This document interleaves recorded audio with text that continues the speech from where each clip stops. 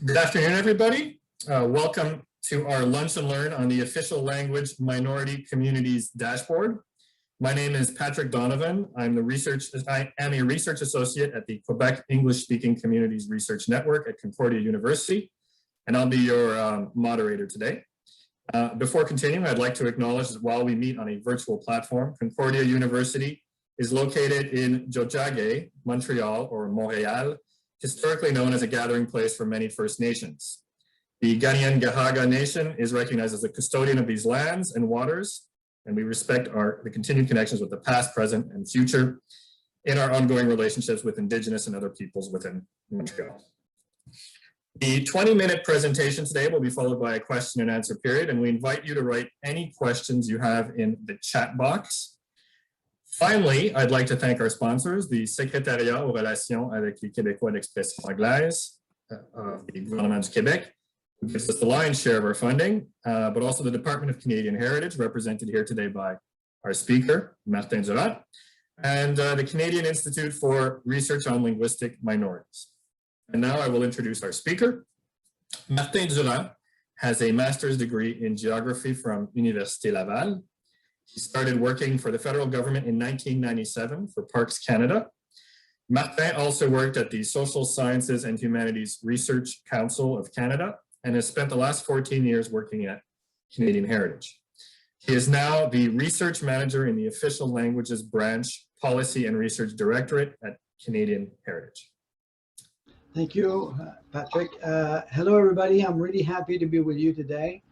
We have worked on a new initiative in the research team here at Canadian Heritage, and I think that what we're going to be showing you today with regards to the dashboard of official language minority communities is a tool that complements maybe some of the tools that you're already using, but in a fun way allows you to have access to some data that sometimes might not be necessarily easy to access. So I'm really happy to share that with you. So I'm going to be sharing my screen. So before we dive into the actual dashboard of OLMC communities or official language minority communities, I just wanted you to see the opening page of the kind of experience that we've built for users. So we have a page like this. This is the welcome page. You have the French stream and the English stream that allows you to get direct access to the dashboard.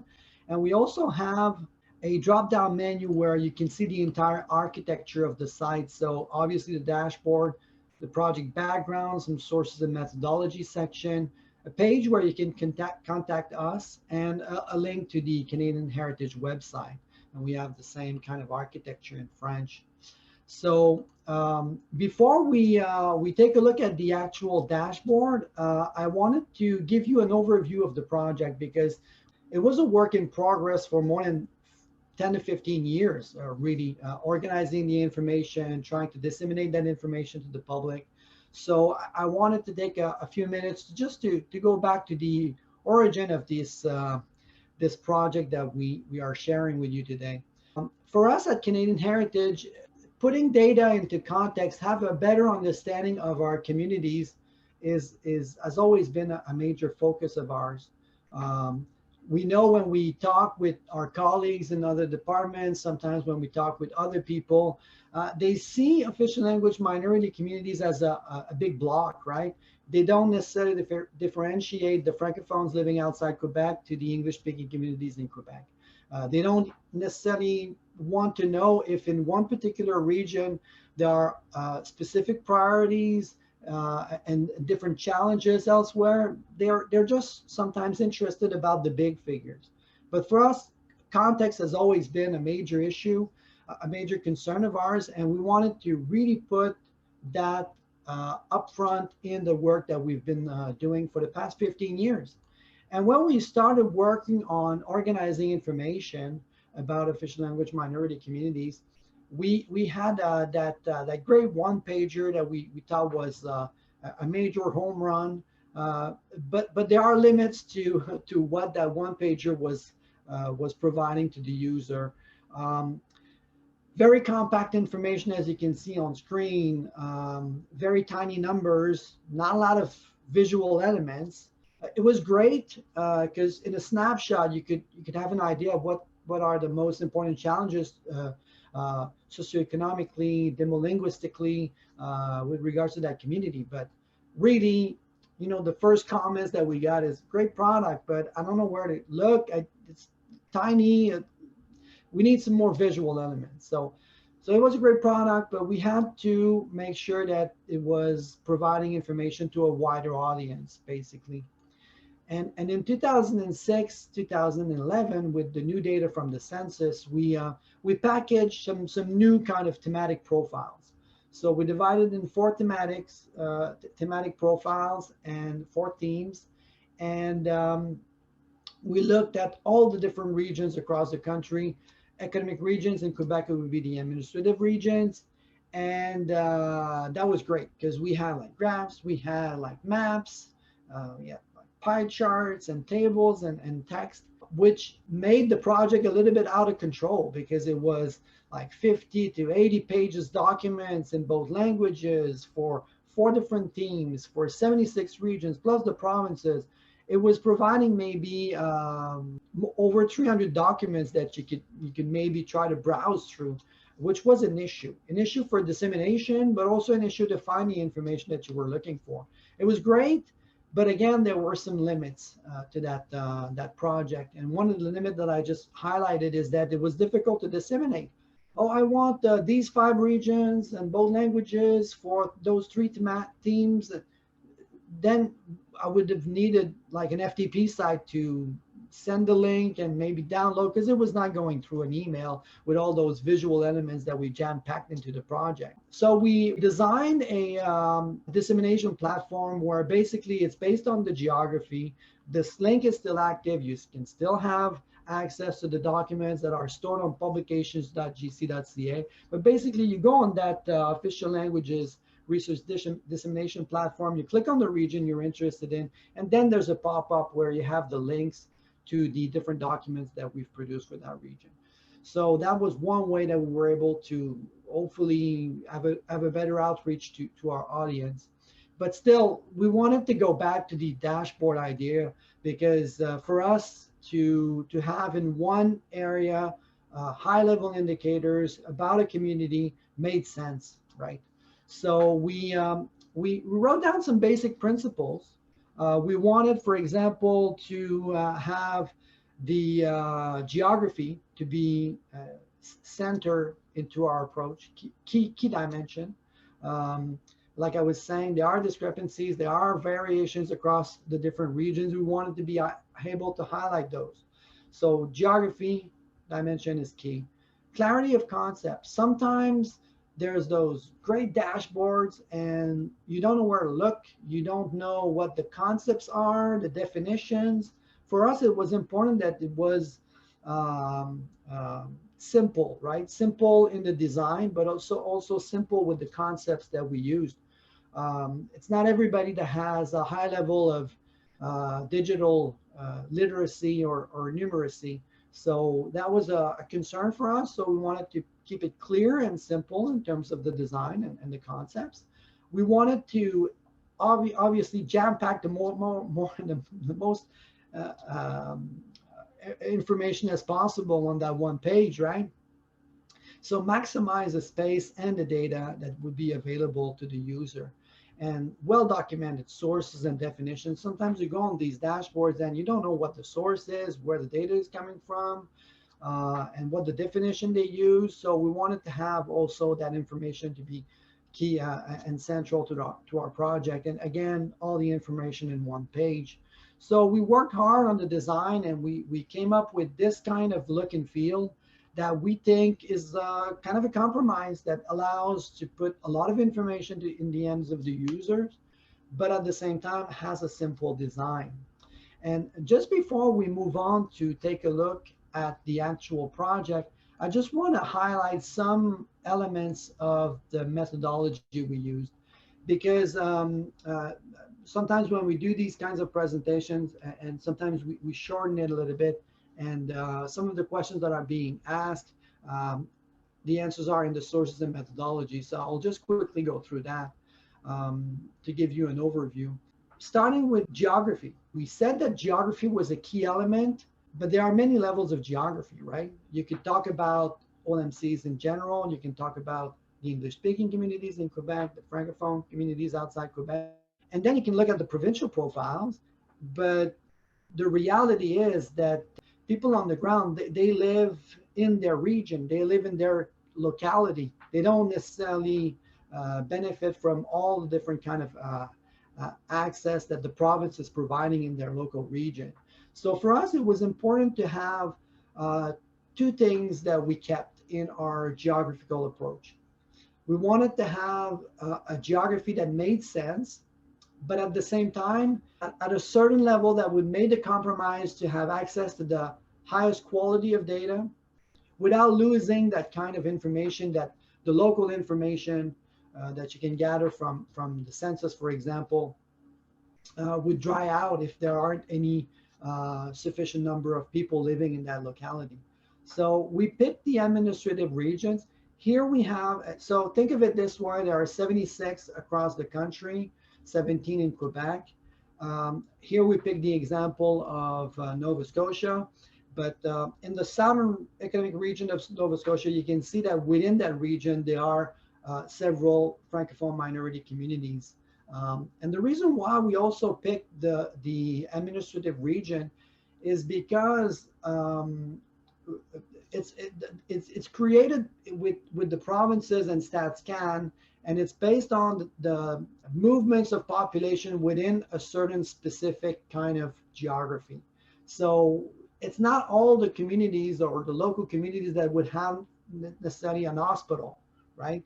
So, but people would be using those kinds of services and transports and things like that and interchange within the region. So we felt like it was a good compromise. Obviously, you cannot necessarily capture all the little details of a locality, but at the same time, providing data for the province didn't really make sense because we know mostly in Quebec, Lower North Shore, Estrie, and Montérégie, those are very different regions. So we wanted to be able to capture that information, but at the same time, preserve the high quality of the data that is available at a level of geography that makes sense.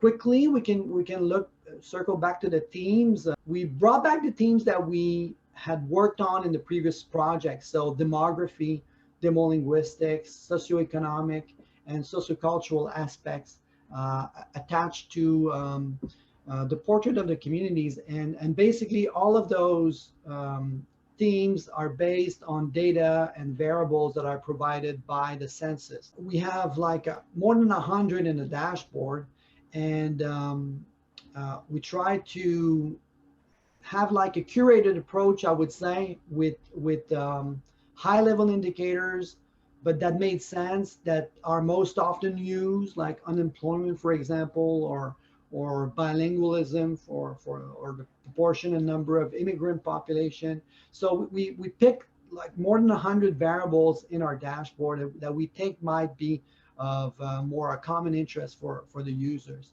And in terms of the indicators, the next tab, well, we try to keep it as simple as possible. So numbers, proportion, most of the time, and some indices, because we wanted to be able to compare and put in context some of the variables that we wanted to provide the user. When you click either on the English or the French stream in the main page where you had the Human Rights Museum, it would directly bring you to either the French version or the English version of the dashboard.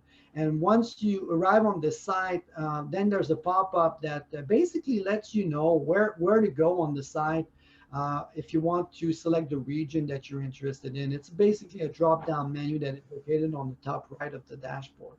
If you don't want to see that pop up again, because you know the drill, then you can click on don't show this again, and then click OK, and then the entire dashboard will be made available. So if we go quickly, Anna, maybe on the drop-down menu, and just pick the second one, which should be English-speaking communities. Right. So click on Anglophones in Quebec. what you see in the dashboard, in the visual elements that you have like 6 different quadrants. You have the first quadrant, which would be a map on the top left. At the bottom, you would see information about education enrollment figures. Those are static between 1991 and 2019. And then you've got those 4 different teams that we've developed. So demolinguistic, demographic, socioeconomic, and sociocultural. And when you select a region, the information that are located in those quadrants would update. So maybe, and I pick a S3 region, for example. You can either go in the drop down and type in S3 or use the scroll down and then select S3. But if you type in S3, it would go there. So then the map would zoom in on the region that you've selected. It centers it in the middle of the map. And then the quadrants would update, providing information about the community. So here we have S3, based on the first official language spoken. That's the data that we've been using to provide the information for the community. It says that there are 23,000 people. They represent 7.4% of the population. And over the 10-year period between 2006 and 2016, the community has lost 95 members. So there was a decline in the population. Some basic information, but then we've got tabs, right? So that's the main advantage of using the new technology. We've got one page, but we really have like tons of pages in there. So at the bottom of each quadrant, you would get tabs, right? So we've got first official language spoken, and then the next one would be language variables. So if we want to dissect that community based on their language, either mother tongue, French, English, or other, home language, used at least regularly, or language of work, same thing, you would get numbers and figures,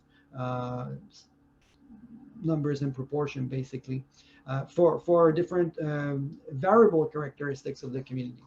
Next, we have the linguistic continuity index.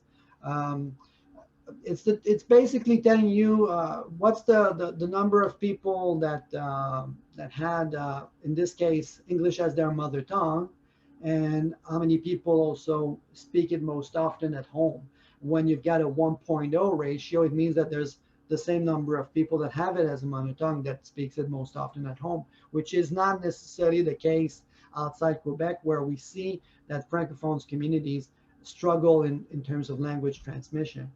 Then we have another tab about bilingualism based on mother tongue. So I'm a French mother tongue, but I can speak both official languages. I would fall into that French mother tongue category. And it's interesting because as you can see, for the French mother tongue in the SP region, there's more than 100,000 people that are able to speak both languages. And in terms of linguistic contacts, I think it's interesting to look at those interactions between the two communities, because there are people that can meet in the middle ground and have conversations and interactions in both languages.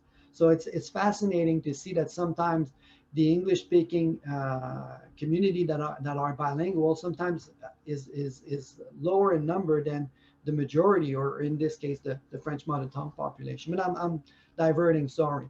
The other tab is a tab that we call definition. So you remember that one of the principles that we wanted to put forward is that to provide the ability for the user to know what we're presenting them, right, in terms of sources, but also in terms of definition. So in there, you would find a lot of information of the for this quadrant about the variables that we've been using.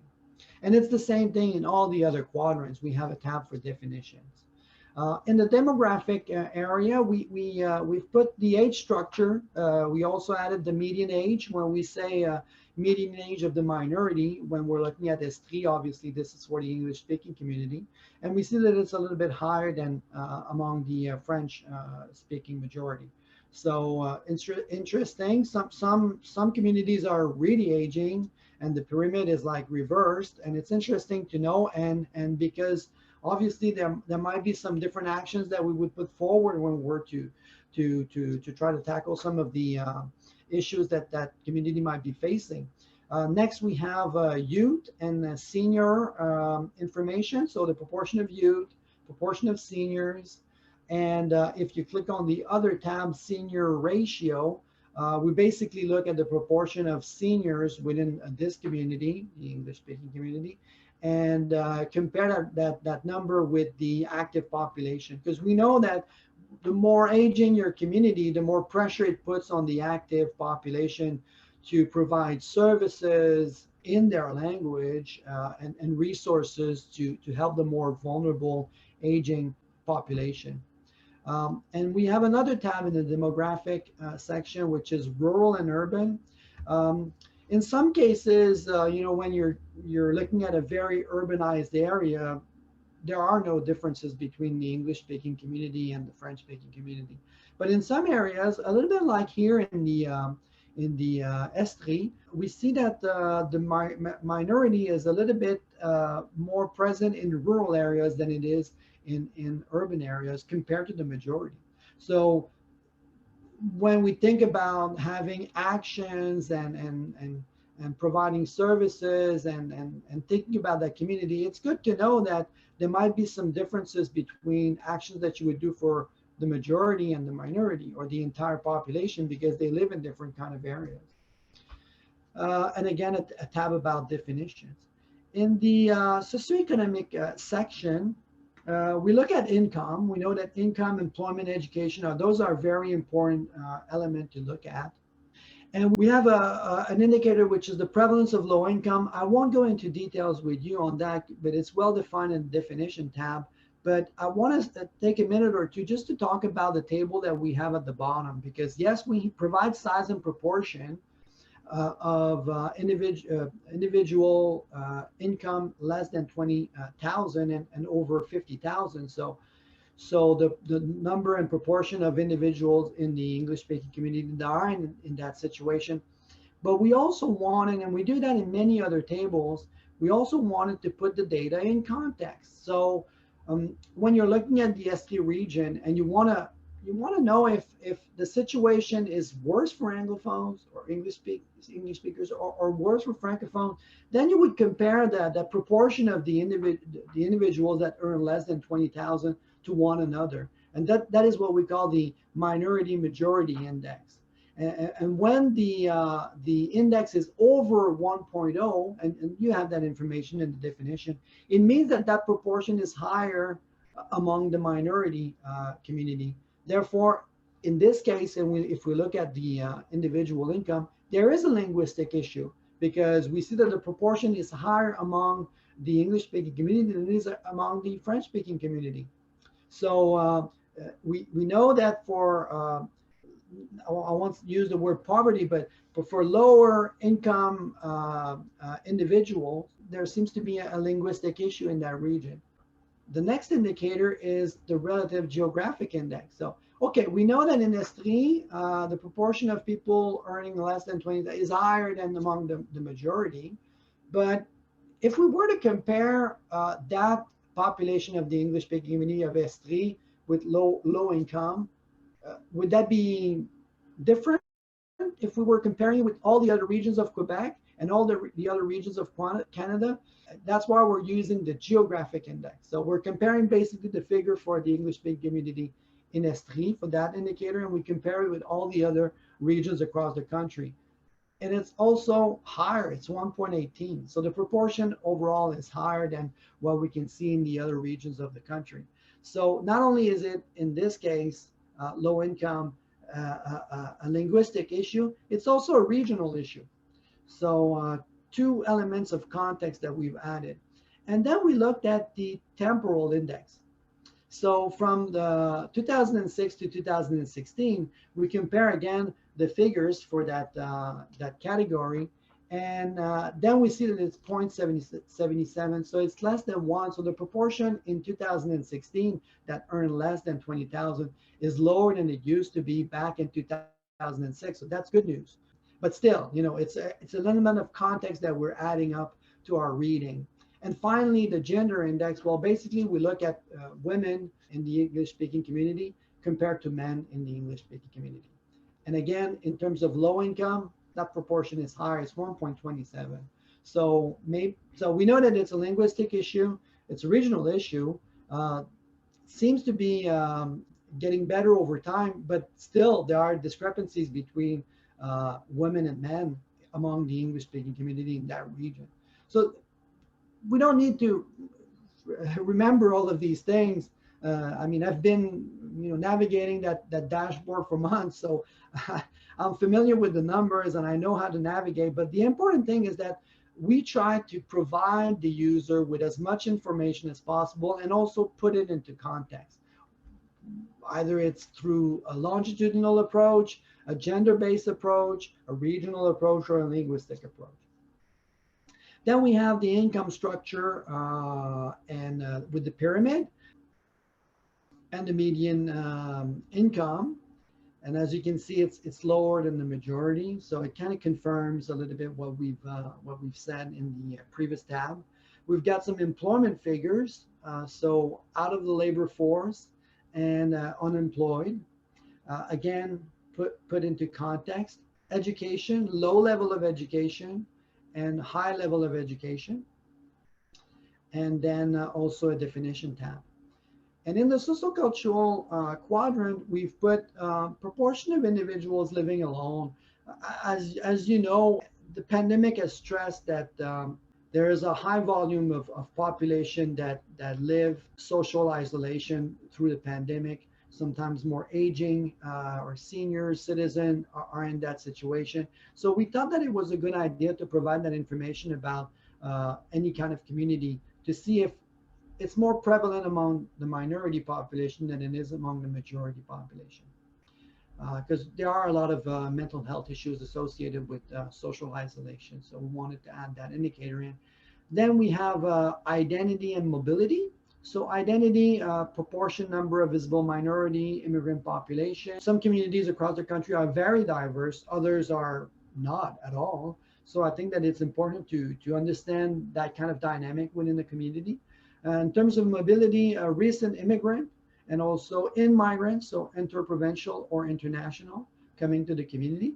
And the last tab about exogamy, because as you know, we're pan-Canadian and it has been a concern for language transmission across Francophone minority communities and associated a little bit with the linguistic continuity index, mixed marriages where one of the two partners doesn't have the same mother tongue as the other one might lead to choices in life to transfer language or promote certain language to your children. So we wanted to have also that indicator there. And again, a tab for definition.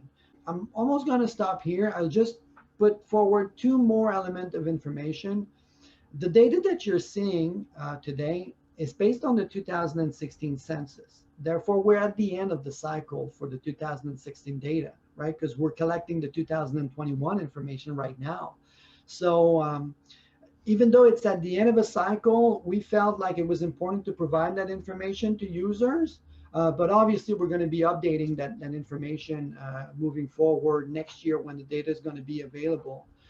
The other element that I wanted to put forward is that this project stands alone. But if you were looking to compare regions among others in Quebec, see, oh, I've got the unemployment rate here for Estrie. I want to double check for a capital region or national capital or Mauricie or things like that. You'll have to navigate through each region because this is not a project where we compare much the regions amongst themselves. We do that in some of the indicators like I mentioned, but really we have other products for that. This one is a deep dive into the region, trying to get as much information as possible about the region you're interested in. So I would say that it's one of the limits of this approach is that we want it to be detailed, but to compare regions amongst themselves, it makes it a little bit more difficult because it's not constructed or built this way. I would say that. And we feel like sometimes it might be difficult to navigate through these concepts, and even though we try to make it as simple as possible, but if you feel like you would like a workshop to look at those numbers and do some pop quiz and then try to search information, we also have a workshop that we have built of an hour where we spend some time with the users and and we try to accompany them in navigating this platform. Because sometimes, like I was saying, literacy and numeracy levels are not necessarily the same for everybody. So we feel like we can accompany you in that if you're interested in. I'll stop here. Thank you, Martin. We're getting lots of great comments here. John McMahon, the DG of Vanier College, said, great work. It will be useful for a variety of reasons, and there's a lot of great comments in the chat. And we also have many questions, so I'm going to start with those. Lorraine O'Donnell had a question, asked if there was any info on out-migration and in-migration of minorities in this dashboard. Not much, Lorraine, and I think that after I've seen some before, but also after I've seen some of the documents that the research briefs that you've published, I think that when we want to do like a very good kind of storytelling of some of the challenges that we can find out sometimes on this dashboard, I think that it merits like to have like a full story on that and to illustrate with some examples, more qualitative maybe information. So I would say that when sometimes we find that the information might not be available and doesn't tell the entire story, there could be like side stories to this, more in depth, more qualitative, more enriched with some maybe qualitative information, as I was saying. So not that much, but we see it as a complementary document that could be attached to these kinds of high-level indicators that we've gathered for the users. I'll just add, Martin, that Alain Roy pointed out there's a mobility tab under social cultural that might have some of that information. I asked the question because it's of great concern to our communities, the question of in and particularly out migration. Thank you. We have another question from Michel Thibault, who would like you to clarify which tabs use first official language spoken as a indicator and which tabs use mother tongue. Right. So the only tab that doesn't use first official language is the bilingualism and the language variables, because we wanted to have, so if you're talking about unemployment, if you're talking about immigrants, if you're talking about recent immigrants, it's all based on first official language spoken, the variables. But when we dig into the demolinguistic aspect, we wanted to have the ability to look by different kind of variables. For example, mother tongue or language spoken at home or language of work. So really the information where you see a variable, it's based on first official language spoken, unless we say otherwise in the, but we don't use the other variables much to paint a portrait of characteristics or variables in terms of age, income. It's all based on first official language spoken. Next question, I'm finding the graph on the lower left corner there on enrollment in minority language education programs very interesting to look at. This is a question for me. You can clearly see that since the early 2000s, the number of students in English language schools in Quebec has declined, whereas outside of Quebec, Francophone schools have been rising. I guess my question would be, did any of the stats that you came across, because you've been going through this data for months and years, did anything surprise you when you saw it in this format? Did anything stand out? For me, no, but for some of the audiences, yes, obviously. Like you were saying, I think I've worked with the data for a while, so no major reverse in the trends, I would say, that could have surprised me. For people, I think it might be an eye-opener for sure. And if you browse just over the lower left quadrant and the upper right corner of the lower left quadrant, so you will see that there's like a little toggle over there in the upper right corner. So if you click on it, it would provide like a full screen picture of that quadrant. So sometimes it turns out good, like this one. I think it's a great graph. Sometimes the text is weird, it's too tiny, because if you flip from one to the other, you'll see that it's full screen. I just wanted to highlight that because people may not necessarily know that you have the ability to click, and we can't really print anything from that kind of format. So sometimes it's might be an opportunity to do a screen capture and you know, I don't know, but those are some of the limits of the technology, I guess. But I wanted to show you that it's possible for you to click on that and to find that information in a more bigger display. Michelle Bourris had a question about that. Is there any way to switch to a white background, for instance, that will make it easier for printing? No. So maybe future development, ideas for future development. How do you see this project evolving in the next few years? 2021 data for sure, but maybe, Anna, you can click on the map where it says Estrie. So one element that in the project that has yet to be very fully implemented or developed is the interaction with the map. In that pop-up that you see, you only have for now the size and the proportion of the community, but we could put links to organizations. We could link up our own funding for that region in some of the groups that we fund. There's a bunch of different kind of possibilities that we could put forward using the map, which is under use right now. The other element is that if you're interested in health and health determinants, they're not a lot. There are a few that you could reuse, but I mean, it might be an aspect that we would want to develop. Same thing for immigration. You know, we could look at different ways to add new indicators or maybe some more qualitative information into the dashboard, maybe links with some surveys. There's a bunch of different things that we could do. I mean, I know that we really jam-packed a lot of information in this dashboard, but there's still potential. I would say that we're really open for some feedback. Maybe there are some information that isn't clear, that would need some cleaning a little bit. We did test it out many times with users, but there's for sure some room for improvement. A question from Alain Roy from Library and Archives Canada. He said he understands that the dashboard does not permit comparing regions, but could the data be provided on Open Data Canada? And maybe explain what Open Data Canada is for those of us who don't know. Right. So the interface that you're seeing is cool. I think it's cool, but it has limits. And for researchers, sometimes they might want to have access to the actual data. So Open Government is a platform where during the summer, we're going to upload or download or really upload the raw data from this dashboard. So users can have access to it and maybe run their own kind of calculations. The other dissemination tool that we're going to be using is owned by or developed by NRCan at one of the Natural Resources Canada. And it's a federal geospatial platform. So it's really linking kind of information about the layers of information that we've provided based on the geography. So we have those two tools to communicate the information in a different way to users, because it's not everybody that has access or accessibility issues might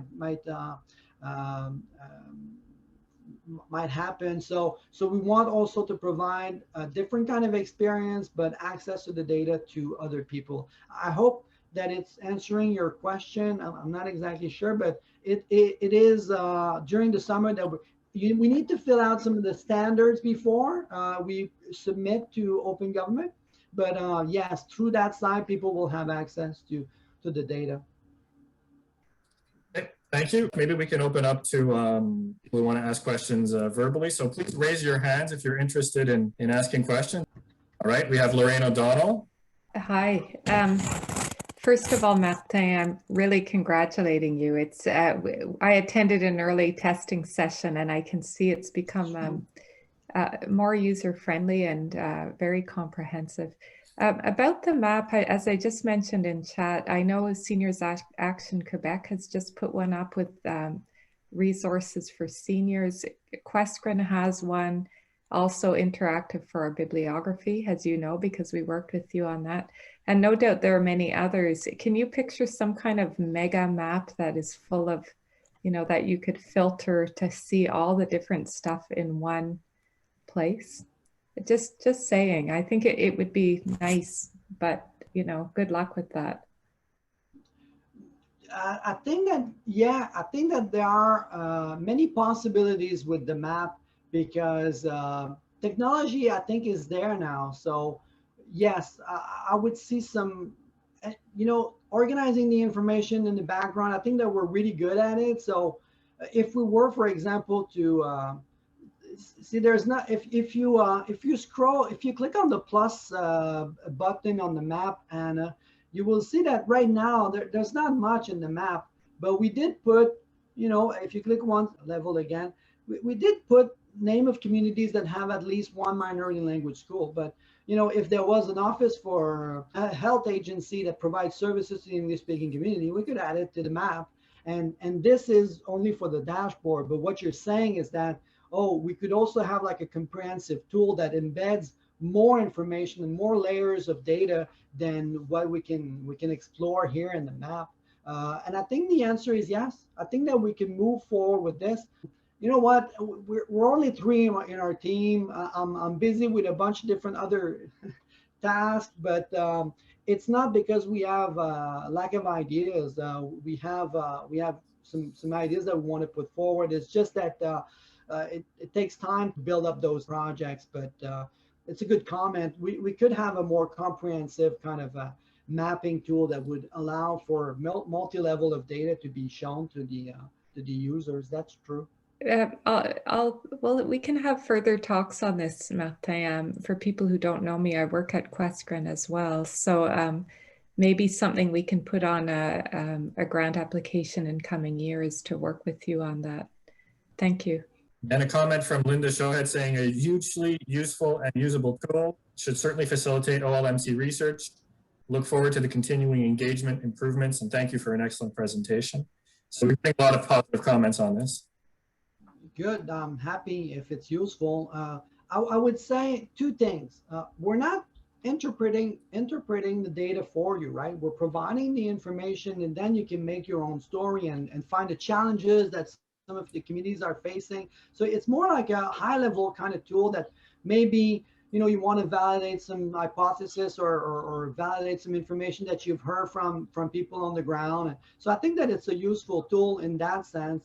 But I think that it's a complementary tool, right, to other things that you may have seen in some of the local research that you have done, or that some of the local communities have reported to you.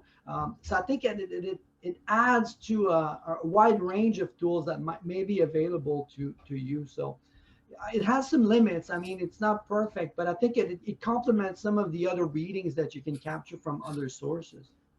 Thank you, Martin. If there are no further questions, I'm going to thank you for your excellent presentation and for this fantastic tool that will certainly be used a lot, and we look forward to seeing it evolving. If you have any questions, you can reach us on the contact page in the project, and we'd be more than happy to follow up with you. Great. So thank you for your questions. I will now pass the mic to Lorraine O'Donnell for some closing remarks. Hi, thanks, Patrick.